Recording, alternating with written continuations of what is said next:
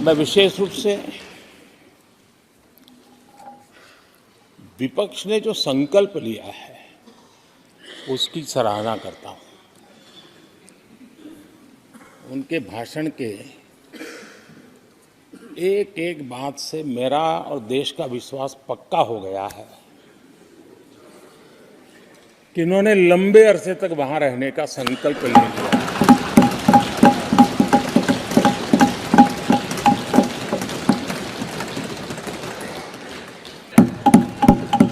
और आप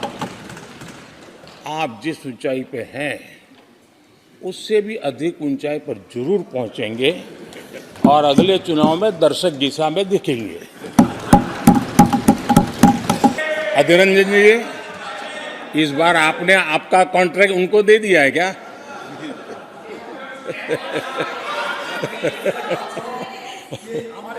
क्या हो गया है दादा? क्या देश के युवा जी की बात होती है? समाज के सब वर्ग नहीं होते हैं क्या? देश की नारी की बात होती है? देश की सभी नारी नहीं होती है? कब तक टुकड़ों में सोचते रहोगे? कब तक समाज को बांटते रहोगे? सब सीमा करो, सीमा करो। बहुत तोड़ा देश को। आदरणीय अध्यक्ष जी, नेता तो बदल गए लेकिन टेप रिकॉर्डर वही बज रही है। आज विपक्ष की जो हालत होगी ना, इसकी सबसे दोषी कांग्रेस पार्टी है। हमारे खड़गे जी इस सदन से उस सदन शिफ्ट हो गए और गुलाम नबी जी तो पार्टी से ही शिफ्ट कर गए। ये सब परिवारवाद के भेंट चढ़ गए।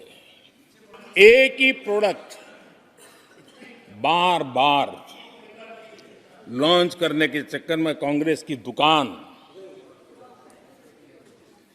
ताला लगने की नौबत आ गई है। और ये दुकान हम नहीं कह रहे, आप लोग कह रहे हैं। आप लोग कहते हैं दुकान खोली है, सब जगह पे बोलते हैं। दुकान को ताला लगने की बात आई। यहाँ हमारे दादा अपनी आदत छोड़ नहीं पाते हैं, वो वहां से बैठे बैठे कमेंट कर रहे हैं परिवारवाद की। मैं जरा समझा देता हूँ। आज माफ करना अध्यक्ष महोदय, मैं जरा समय ले रहा हूँ। आज जो पार्टी के सारे निर्णय परिवार के लोग ही करते हैं वो परिवारवाद है। न राजनाथ जी की कोई पॉलिटिकल पार्टी है, न अमित शाह की कोई पॉलिटिकल पार्टी है। और इसलिए जहां एक परिवार को पार्टियां लिखी जाती हैं वो लोकतंत्र में उचित नहीं है। लोकतंत्र में पार्टी अनेक, एक परिवार के 10 लोग राजनीति में आए, कुछ बुरा नहीं है। हम तो चाहते हैं नौजवान लोग आए, 10 लोग प्रगति करें, मैं स्वागत करूंगा। देश में जितनी नई पीढ़ी अच्छे लोग आए, स्वागत योग्य है। सवाल यह है कि परिवार ही पार्टियां चलाती है। पक्का है कि ये अध्यक्ष नहीं होगा तो उसका बेटा होगा, ये नहीं होगा तो उसका बेटा होगा। ये लोकतंत्र का खतरा है। और इसलिए अच्छा हुआ दादा, थैंक यू। ये विषय कभी बोलता नहीं था, आज बोल दिया मैंने। हम कहते हैं मेक इन इंडिया तो कांग्रेस कहती है कैंसिल। हम कहते हैं आत्मनिर्भर भारत, कांग्रेस कहती है कैंसिल। हम कहते हैं वोकल फॉर लोकल, कांग्रेस कहती है कैंसिल।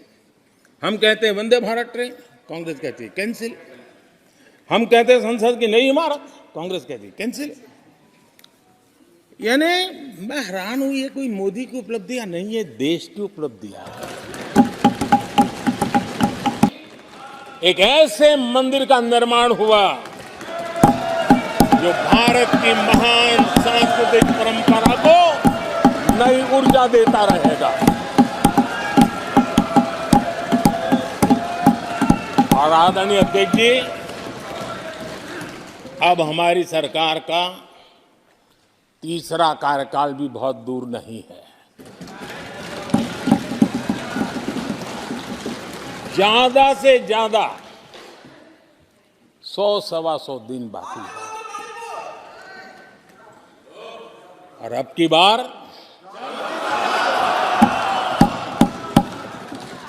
पूरा देश कह रहा है, अब की बार खड़गे जी भी कह रहे हैं। लेकिन अध्यक्ष जी, मैं आमतौर पर ये आंकड़े के चक्कर में नहीं पड़ता हूं। लेकिन मैं देख रहा हूं देश का मिजाज एनडीए को तो 400 पार कर पाई के रहेगा, लेकिन भारतीय जनता पार्टी को 370 सीट अवश्य देगा।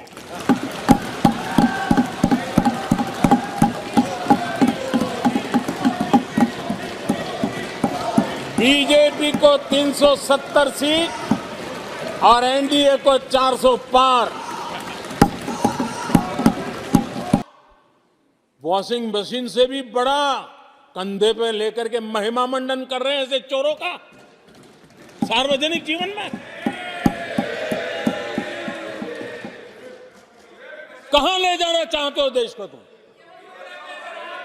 जो सजा हो चुकी है, मैं ये तो समझता हूं कि आरोप जो है उनके लिए तो आप सोच सकते हैं, लेकिन जो गुनाह सिद्ध हो चुका है, जो सजा काट चुके हैं, जो सजा काट रहे हैं, ऐसे लोगों का महिमा मंडन करते हो आप? कौन सा कल्चर और देश की अभावी पीढ़ी को क्या प्रेरणा देना चाहते हो आप? कौन से रास्ते और ऐसी कौन सी आपकी मजबूरी है?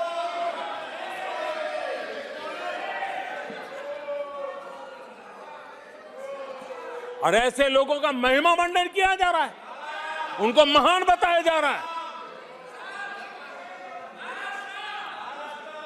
जहां संविधान का राज है, जहां लोकतंत्र है, माननीय अध्यक्ष जी, ऐसी बातें लंबी नहीं चल सकती हैं। ये लोग लिख करके रखें, ये जो महिमा मंडन का काम चल रहा है उनका, वो अपने ही खात्मे की चिट्ठी पे सिग्नेचर कर रहे हैं लोग।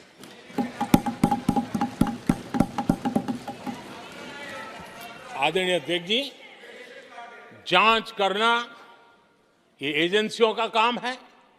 एजेंसियां स्वतंत्र होती हैं और संविधान ने उनको स्वतंत्र रखा हुआ है, और जज करने का काम न्यायाधीश का है।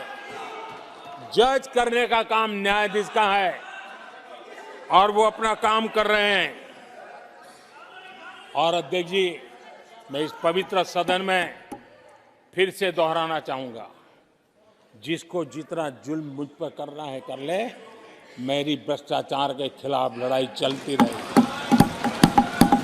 जिसने देश को लूटा है उनको लौटाना पड़ेगा, जिन्होंने देश को लूटा है उनको लौटाना पड़ेगा।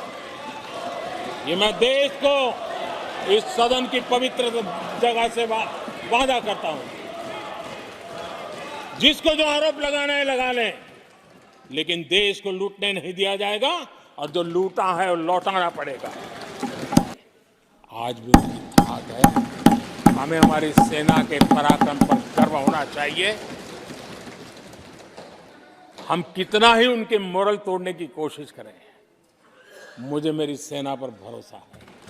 मैंने उनके सामर्थ्य को देखा है। कुछ राजनेता सेना के लिए हल्के फुल्के शब्द बोल दें, इससे मेरे देश की सेना डिमोरलाइज होगी। ये सपनों में कोई रहते तो निकल जाए। देश के मूड को वो खत्म नहीं कर सकते, और किसी के एजेंट बन करके इस प्रकार की भाषा अगर कहीं से भी उठती है, देश कभी स्वीकार नहीं कर सकता है। और जो खुलेआम देश में अलग देश बनाने की वकालत करते हैं,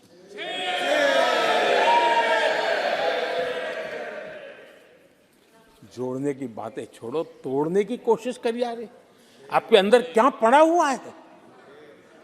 क्या इतने टुकड़े करके अभी भी आपके मन को समाधान नहीं हुआ है? देश के इतने टुकड़े कर चुके हो आप, और टुकड़े करना चाहते हो? कब तक करते रहोगे? आदरणीय अध्यक्ष जी,